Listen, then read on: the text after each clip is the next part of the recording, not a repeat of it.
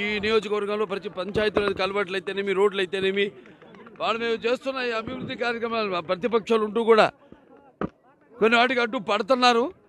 అలాగే మా అభివృద్ధి కార్యక్రమాలు కూడా స్పందించి ఇవాళ పరశురామ్ కౌన్సిలర్ గారు 20వ వార్డు కౌన్సిలర్ ఆయన మా పార్టీలో ఈరోజు చేరడం జరిగింది.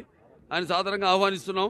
అలాగే అభివృద్ధి కోసం పాటుపడే ఎవరైనా సరే ముందుకు రావాల్సిందిగా ఈ యొక్క ప్రజల ఎవరైతే మీకోసం మిమ్మల్ని ఎన్నుకున్నారో ఒక అభివృద్ధి కోసం అయితేనేమి, సంక్షేమ కార్యక్రమాల కోసం అయితేనేమి, వాటికి మీరు కూడా స్పందించి ముందుకు రావాల్సిందిగా, ఇందులో భాగం కావాల్సిందిగా కోరుకుంటున్నాను.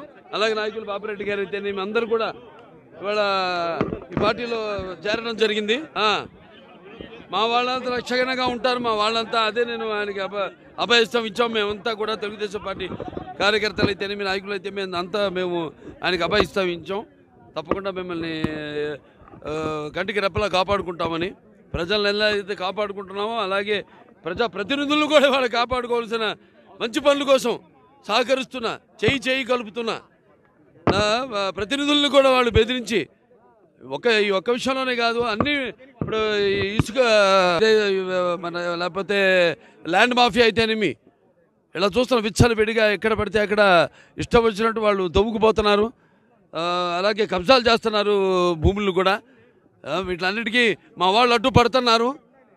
సో తప్పకుండా ఇటువంటి వాటికి అన్నిటికీ ఎప్పుడు మేము అడ్డు పడతాం. వాళ్ళకి మరి అధికారం వచ్చాక వాళ్ళపై తప్పకుండా వచ్చే తెలుగుదేశం పార్టీ అధికారంలోకి వచ్చిన తర్వాత తప్పకుండా వాళ్ళందరిపై చర్యలు తీసుకుంటామని తెలియజేసుకుంటున్నాను. నా ఒక్కడి ఇష్టం కాదు అది. అక్కడ సామాన్య కార్యకర్త నుంచి వార్డు నాయకులు అయితేనేమి అందరి ఒక వాళ్ళ అభిష్టం మేరకే అందరిని చేర్చుకోవడం జరుగుతుంది పార్టీలో. వాళ్ళు కూడా పదవులు అవి ఆశించి రావట్లేదు. మేము చేస్తున్న సేవా కార్యక్రమాలని చూసి వాళ్ళు స్పందించి వాళ్ళ ప్రజలకి సమాధానం చెప్పుకోలేక ఎన్నుకున్న వార్డు ప్రజలకి, వాళ్ళకి లేకపోతే సర్పంచులు కానివ్వండి, వాళ్ళ పంచాయతీ ప్రజలకి సమాధానం చెప్పుకోలేని పరిస్థితుల్లో ఉన్నారు. ఇవాళ చూస్తున్నాం. మొన్న నేను అసెంబ్లీకి వెళ్ళాను.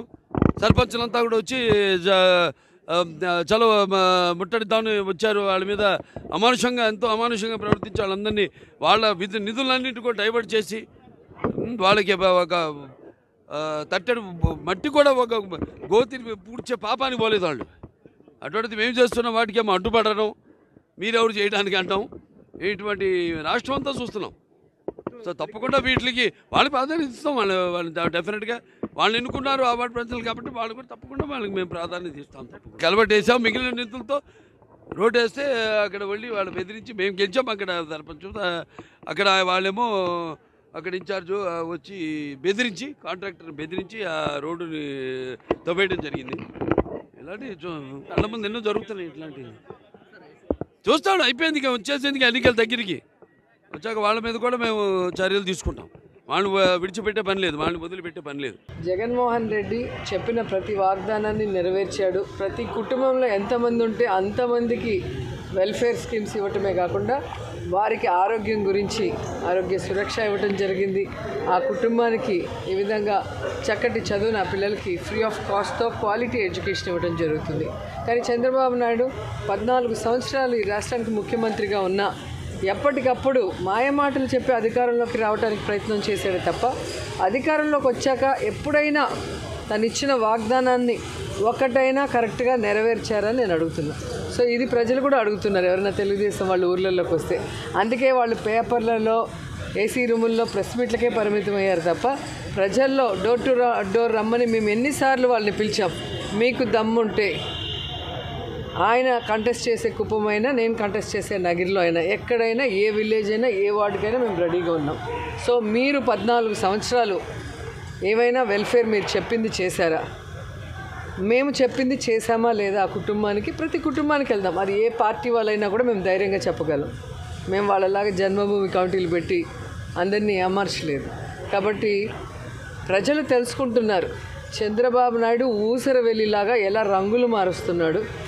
ఎప్పటికప్పుడు కాంగ్రెస్తో ఒకసారి, బీజేపీతో ఒకసారి, మళ్ళీ కాంగ్రెస్తో ఒకసారి, మళ్ళీ బీజేపీతో ఒకసారి అని సిగ్గు లేకుండా తాను అధికారంలో రావాలన్న తాపత్రయంతో, అధికార కాంక్షతో ఎంత దిగజారిపోతున్నాడో అందరూ గమనిస్తున్నారు. తిరుపతికి వచ్చినప్పుడు ఏ విధంగా చెప్పులు రాళ్ళు అమిత్ షా కారు మీద వేయించారో అందరూ గుర్తుపెట్టుకున్నారు. అమిత్ షా అయితే బాగా గుర్తుపెట్టుకొని ఉంటారు. అలాంటి వ్యక్తి ఈరోజు తనకన్నా వయసులో చిన్న అయినా పర్లేదు కానీ తనకి సపోర్ట్ చేస్తే చాలు మోడీ దగ్గర అన్నట్టుగా ఆయన కాళ్ళు మొక్కే స్థాయికి దిగజారిపోయాడు. ఇంతకన్నా పొలిటికల్గా మనిషిగా ఎవరు కూడా దిగజారలేరు.